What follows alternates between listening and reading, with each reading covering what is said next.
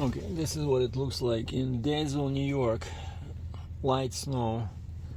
It's about 28, 29 F. So this is the TA.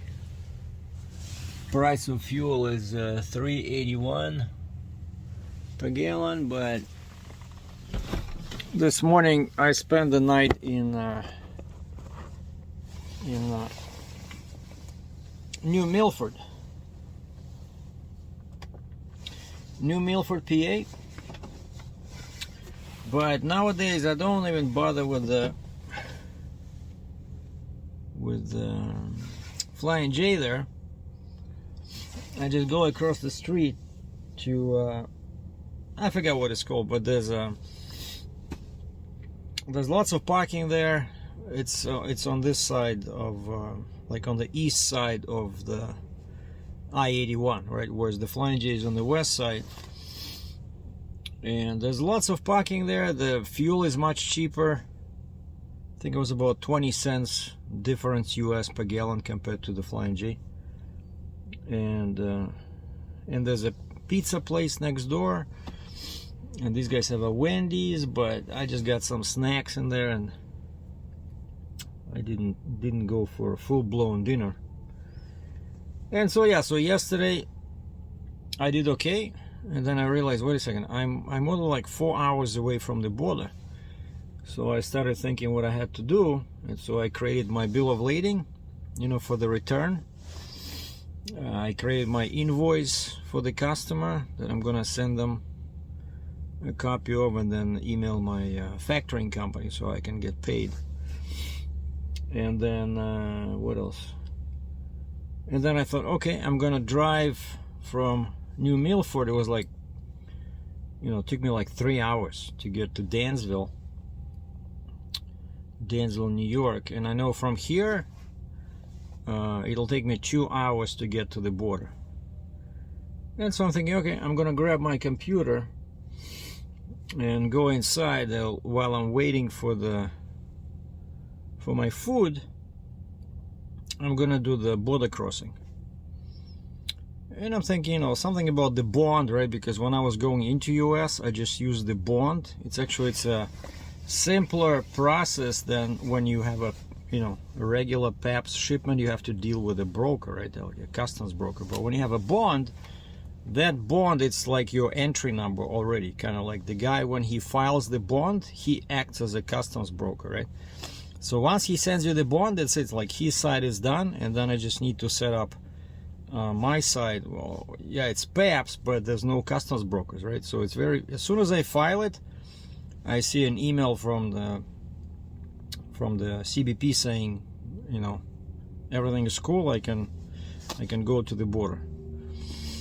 So you don't have to wait for the customs broker to finish their part, right? Because in this case, it's the bond. The bond, once the bond is issued, that's it. Everything is pretty much done, like on their side. And so somehow I'm like, I only had one coffee. I'm thinking, okay, I'm gonna use this bond that the guy issued me for the return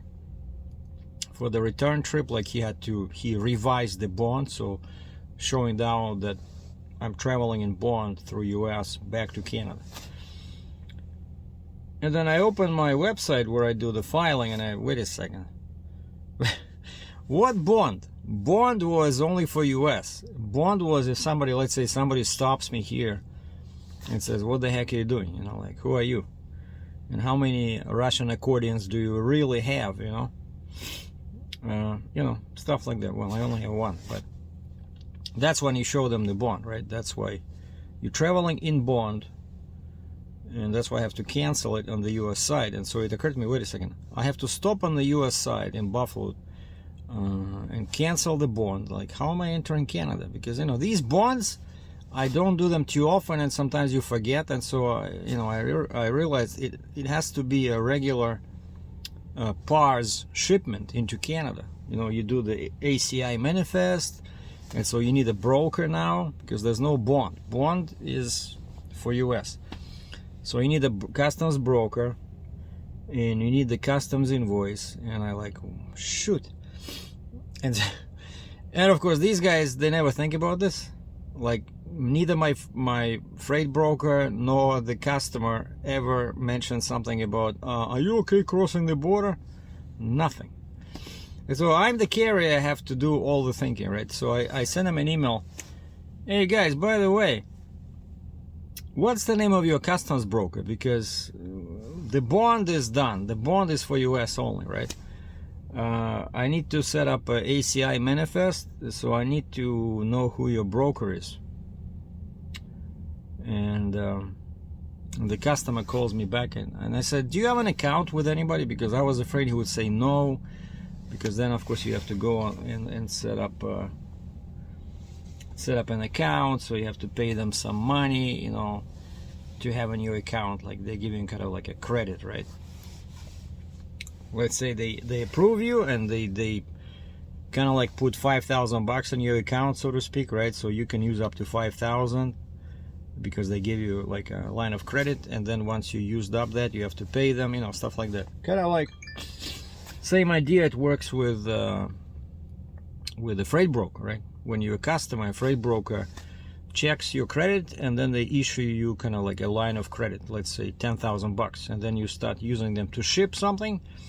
Let's say you ship something and the charge was $3,000, so the broker says, okay, you have like 30 days to pay it. But if you use up all that 10,000, let's say you did, you know, 3 shipments already at $3,000, so you used up 9, and now you're emailing the broker, hey, I want to do another one. This one is $5,000, and that's above your line of credit that the broker gave you, right? So the broker will say, well, you have to pay part of the credit, part of the money you owe us before we can do another shipment.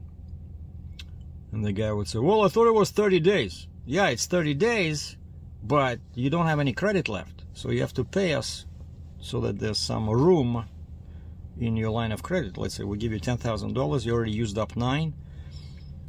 That leaves you only with 1,000, so you cannot do a $5,000 shipment unless you pay us, right? So that's how, like, a bit tricky with these lines of credit. It's not actual money, right? Like what you go to the bank and they give you a line of credit so you can use it. No, it's like what the freight broker or a customs broker is using so they can bill you, right? And then they would add the charge to that, against that line of credit, so they know when you have to pay them something. And so I just wanted to record this. You know, it's not that I'm trying to milk the subject of this DOZER, but just I keep coming back to the words spoken by the freight broker. He called it a load from hell, right? Every step of the way there's something wrong, right? Starting from the engine that didn't want to start, the tracks didn't want to move, right? Finally we dragged it on, then I went south, it became warm, it started leaking. Okay, we added the transmission fluid, the leak became bigger, right? Then I'm at the port, does not start. Okay, I call the guy, he gives me a hand, he starts the engine, the tracks don't move, right? I grab an Uber, the customer gives me money to go buy some expensive hydraulic oil, 64 US per pail. By the time I bring it back, there's a guy standing next to my truck, shaking his head, no, we cannot accept it, so sends me back. Right, then the customer is trying a bunch of scenarios, starting from dismantling the machine and using a container port to plug in the leak, and then we finally decide that we don't want to do anything stupid, we are shipping back to Canada. So now I get the return bond from the customer, I get new permits, and 2 hours away from the border in Dansville, I realized that I don't know who the customs broker is. And to make matters worse, the freight broker told me, do not deliver until we receive the payment. Because of course, you know, I already did one trip, right, from Ontario to New Jersey. I got paid by my factoring company, that's no longer my concern, but clearly the broker has not been paid yet, and so he wants the customer to pay for both trips, you know, from Ontario to New Jersey and from New Jersey back to Ontario. Sorry, and so he's my boss in this case, right? So I gotta go by what. No, my first boss is the bond guy in Washington. But now I just sent him an email. I said, I'm 2 hours away from the border waiting for my customer to set up border crossing. And I said, I remember you told me to stop on the US side and stamp the bond and send you a copy. I'll do that. And actually that's a bit tricky because US Customs, they still use this 17th century technology, you know, where it's not actually a stamp. It's one of those special stamps that make holes in paper, right? It's kind of like perforating stamp, right? So it makes holes. Now try to take a photo of that. You know, quite a few times I remember I was in trouble where somebody says, well, send me a copy of the stamped bond, and you try and take it. Basically you have to put it on because it's a white sheet of paper, right? So you have to put it on something dark. You have to put it on like on my blanket here in the sleeper, and then those holes will be visible, and then you can sort of read it, you know. If you just take a regular scan like what I usually do, I usually just put it on my seat, on my driver's seat, and I take a scan with my phone, it's not going to be visible. Oh, could you please send us a better copy? Request denied. Your line of credit included only one copy, black and white. And so now, of course, another thing is I gotta deal with customs about my accordion. So I prepared all my papers. I have the packing list that came with the accordion, and I have a contract. Договор поставки номер 155. Москва, 6 июля 2021 года. So agreement to deliver, basically contract, purchase contract that this was done, yeah, July 6th. So that's what I see. I waited from July, what is it? August, September, October, November. So November 6th will be 4 months. So I waited 4.5 months for this accordion. And it's all in Russian, but I circled with a pen the amount in rubles. So these guys have, at customs, they have all kinds of computers, and I know I will get my 800 Canadian credit because I've been in the States more than 48 hours, so we allowed up to $800 Canadian, basically tax-free, you know, duty-free. And so this thing in Canadian dollars, it's about 3,500. So, which means that, so they will take 3,500 minus 800, 2,700, and then they'll probably want me to pay 13% or 351 Canadian. Unless there's some special, that's what usually happens when you enter from US. But this thing was made in Russia, right? So there might be some duties, because 13%, that's just a sales tax. That's what normally, like, there's no duties between US and Canada. You just pay the sales tax, which is Ontario sales tax, 13%, right? But from Russia, especially since Russia is considered, you know, a potential opponent of NATO, which Canada and US are part of, right? There might be some duties, so I don't know. So I'm ready for that. And then, of course, sometimes they decide to search your truck for no reason whatsoever. And I have the 4 huge pails of oil. I have nowhere to put them, right? So I have them in my sleeper. But I got a receipt. But it's not my oil. The guy gave me money. Did you receive anything? Is there anything in your luggage that you did not pack yourself? Did you pack your luggage yourself, right? So did I look inside these pails? No, officer, I did not. Because I picked them up brand new from a store in New Jersey called Auto Parts Warehouse Outlet. 401, what is this? Frelinguisen Avenue? I cannot read it. So basically this 4 pails with tax was $239. And that's what I was, I'm thinking as I'm waiting, I'm thinking about this, because you gotta declare everything. Like, what did you purchase? And even though I did not purchase it for myself, I don't know, I'll tell them, hey, we had trouble unloading this dozer, so we had to refill the transmission gearbox. So the customer gave me money to buy oil, basically.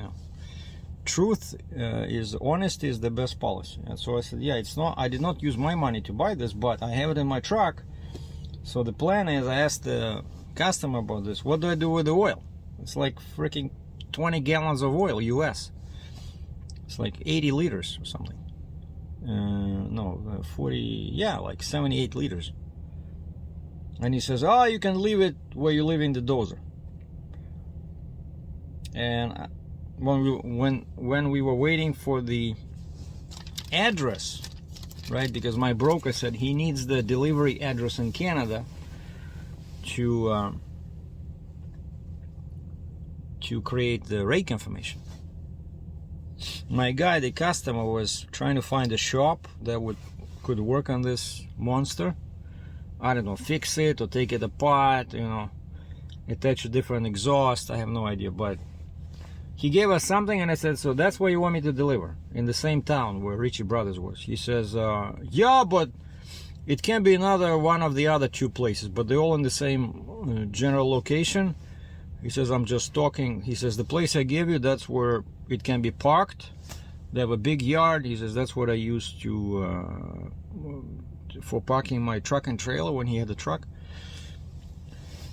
But he says, you might need to take it directly to a shop. And I said, yeah, just make sure that shop has a parking lot big enough so I can drag it off. Because somebody was asking, how do you gonna unload it? That's the plan. I'm gonna hook up chains. I'm gonna hook up, because it's pretty heavy, but the tracks are self-moving. So I'm just gonna hook up 3 or 4 of my chains and just, jerk it a little bit, and then try to get out of the way when it starts rolling at 50 miles an hour down the ramps of my trailer. So it's going to be exciting. We're definitely doing a video about that.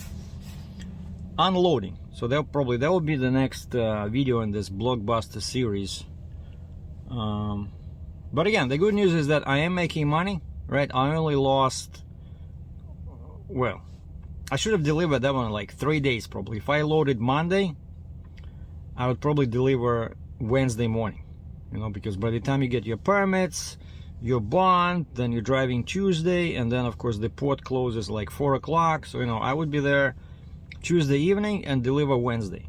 So I could have done that trip in like 2.5 days, for sure. But because we spent 2 days loading that thing, right? And then I was only at the port Friday for some reason. And then I lost, well, I didn't lose, but I wanted to take the weekend off anyway, because I was meeting my friend from Moscow who brought me the accordion, right? And so then we lost Monday, but they paid me $450 US for, not exactly what I wanted, $950 US, but $450 is something as well. That's a lot of, you can buy a lot of vodka for that money, so that's good. And that's it. So yeah, on the way back, the rate is pretty much the same as it was going in. So the rate is fair. So I'm okay. But now we're having this issue with the customs, right? Like I said, it's unbelievable how one stupid 50-year-old machine can cause so much trouble. Again, because this is not, like, some people don't realize this, Canada is not part of US, right? Like I know some people in the States, they think, oh, Canada, okay, we'll go there for the weekend. Yeah, if you're going hunting or fishing or picking up girls, it's cool. But if you're doing a export import, it's a foreign country, right? So you have to follow the rules. It's the same as let's say you bought a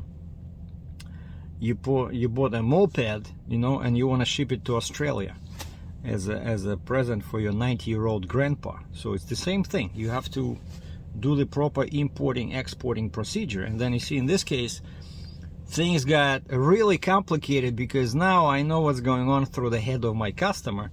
Because now, as far as Canadian customs is concerned, and the way I set up my ACI, I am bringing a DOZER from Newark port to Canada. So they look at it as a import to Canada. So you have to pay something to them, right? And so now I'm pretty sure that my customer is trying to figure out something with the customs broker, how not to pay these excessive fees, because this is not an import, right? This is a refused shipment from the port, so it's actually a Canadian shipment, right?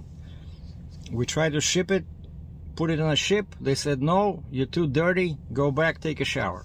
So that's what we're doing. We're going back to take a shower and probably lose some parts on the DOZER in the process, you know, lose a track, lose the cab. That's what the customer wanted to do. Put it in a container. I don't know. I don't think it is going to work in the container.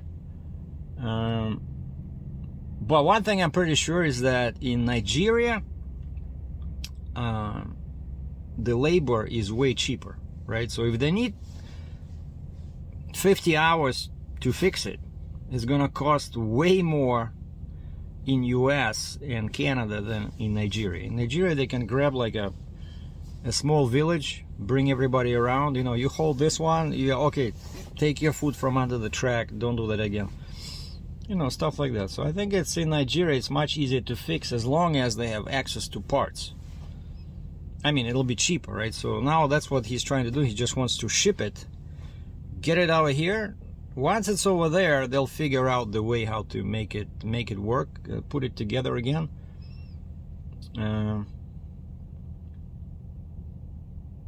And it's gonna work in the forest. If it's leaking, I don't think too many people will be complaining if it's leaking, as long as the tracks are moving, right? And so the last I heard from the broker, from the customs broker, was, and we found out, so turns out the customer does have an account with the broker. He told me who the broker was, and so he sent me the email address of the lady he's working with. And he says, can you please send her and me all the documents you had when entering US. Basically, I had a bill of sale and invoice from the Ritchie brothers. You know, of course, I had the bond. So they wanted to see all copies of that. And so I sent them everything, and I sent them a copy of my ACI. So I set up my side already. But of course, nothing is done from their side. It still shows blue on file with CBSA, Canada Border and Customs and Border Services Agency, but it's not green, which means that I cannot go to the border. And the last communication sorry about that. The last communication I had from this Miriam lady, the customs broker, she said, "Hi Sergei, I'm still waiting from customer an authorization form from the auction as the importer of record. I will coordinate with you when I have it."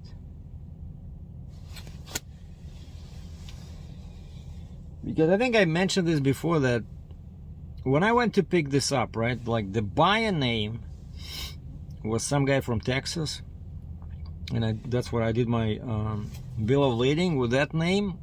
Like the shipper is that guy, C/O, care of Ritchie Brothers Auction. That's how they don't want Ritchie Brothers to be the shipper, because they say, no, we're not the shipper, it's not our goods, we were the auction. And so you always have to put, that's what they taught me, you always put the buyer name on the first line as the shipper, and then C/O Ritchie Brothers, the address, 3 Manchester Court, Bolton, and then consignee, you put in, you know, like in this case it was Newark Port, Ports America, what is it, 171 Marsh Street or something like, or 271, 171.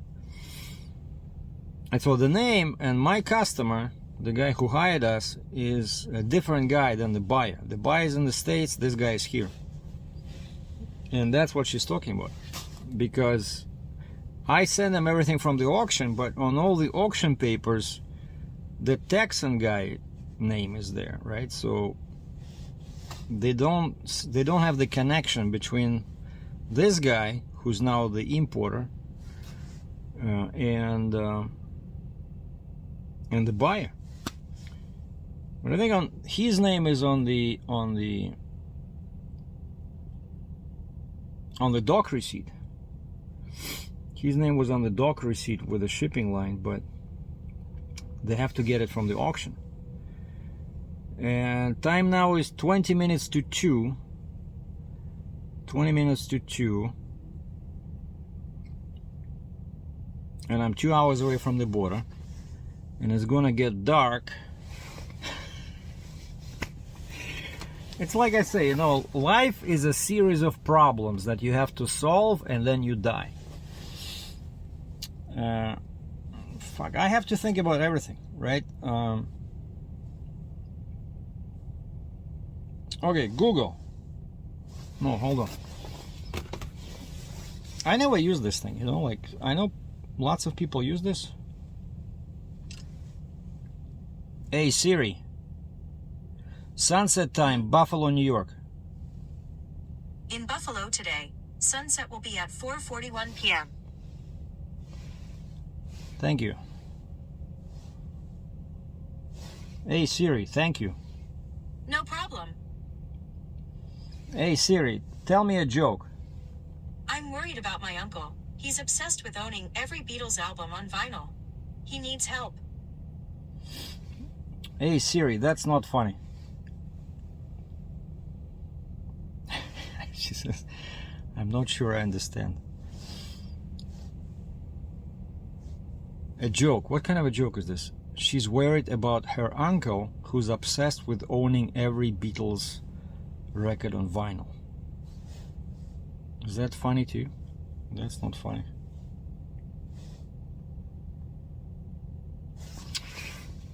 Oh boy. And so yeah, I have to think about that as well, because I'm oversized, even though a couple of inches on each side, but I think what I gotta do is I cannot sit here, because from here it's still 2 hours, and my permit wants me to go all the way north on 390 to I-90. And I think what I gotta do is I gotta get closer to the border, and the only truck stop I know is called Jim's Truck Plaza. Jim's Truck Plaza, and that one is like 10 minutes away from the border. Otherwise, if I sit here, let's say till 3, and they still don't do the thing, and I cannot cross, then I'm gonna lose because of this, you know, sunset thing. So yeah, I think I gotta get closer. I'm gonna send them a final email. Say, hey, I'm moving towards the border. Let me know when it's processed and ready, and when the shipment is ready for crossing. And after this, I'm gonna go to Jim's Truck Plaza, and I like that area because it's right next to the I-90. So I'm not off my route. I'm allowed to go to a truck stop right at the exit. But they also have a Panera Bread in there. There's a big shopping center across the street. I think they have Starbucks in there, and also there's a big diner right next to the truck stop, and quite often they have very good price on diesel. Even though I filled up one tank today, I got 125 gallons at $3.86 a gallon. But if it's really cheap over there, like maybe like, you know, $3.45 a gallon, I'm gonna get more fuel. All right, so the DOZER adventure is still not over. Unbelievable. Unbelievable.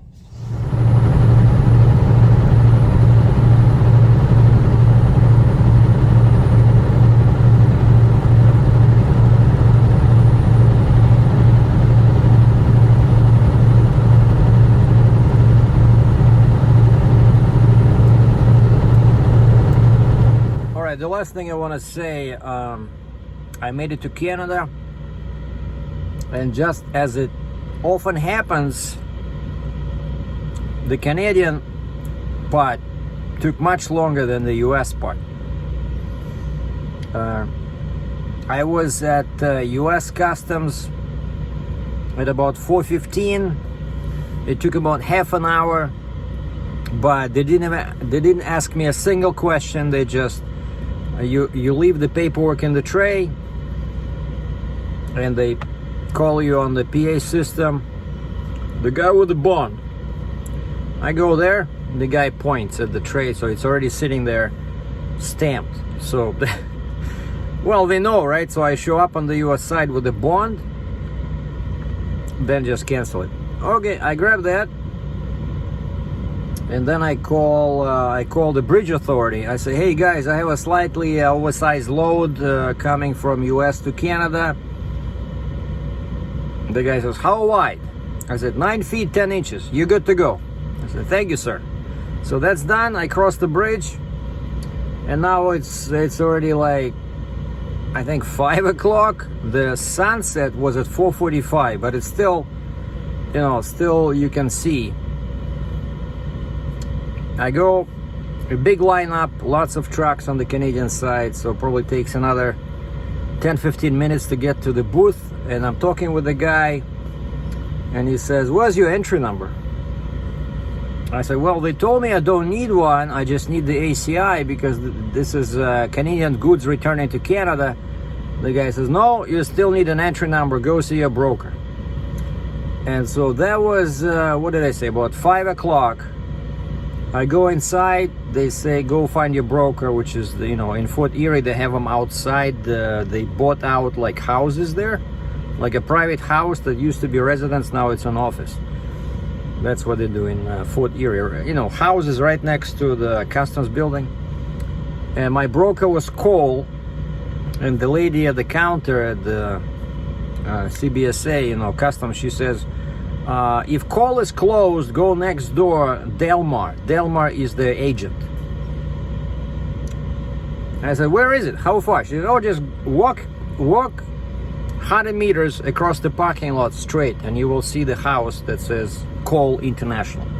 I go there, of course the door is locked. I look to the left as Delmar, and these guys open 24/7. So this was like 5:15, and so I gave them everything, and they were dealing with coal in British Columbia. And so from 5:15 it took up to like 7:45 to get the package, the paper package in the mail. So I went back to the customs with this package, and the lady says, why did they do this? This is Canadian goods returning to Canada. This is not a vehicle export, because one of the forms they gave me was like RIV, which I know I dealt with when I was buying a trailer from Kaufman. RIV, or like a RIV, but that's export. And this lady says, and she's asking me, why did they do that? Like, how do I know, right? Hey, I said, I'm just the driver. I explained to them what I need to do. I said, you guys said I need a entry number. That's what they gave me. And I said, they want this stamped, so I sent them a copy. And this lady says, well, they didn't have to do that. This is Canadian goods. Basically, nobody knows anything. Nobody knows anything. Even the customs broker knows anything, because she originally told me, no, you don't need an entry number. Now when the customs says, no, you need the entry number, she makes this stupid form, which actually I did not need, right? And so I'm sitting there, wait in the lounge, please. I was sitting there probably for 20 minutes while they were, playing Monopoly on the computers. And then I hear, Sergei! I go to the window, and they gave me all the forms, and that big form, RIV, is stamped. But it was like this much the package was this big, just returning to Canada. Man, it's so complicated, and so finally it's already dark, but I'm less than 10 feet wide. So I have my annual permit. I checked, and it says you are allowed to drive at night as long as you have lights on each corner of your load and you're not wider than 10 feet. And so I put my magnetic lights on corners and just drove, you know, to the nearest truck stop, and this is it. And last thing about the customer and the broker, clearly they had some kind of a fallout.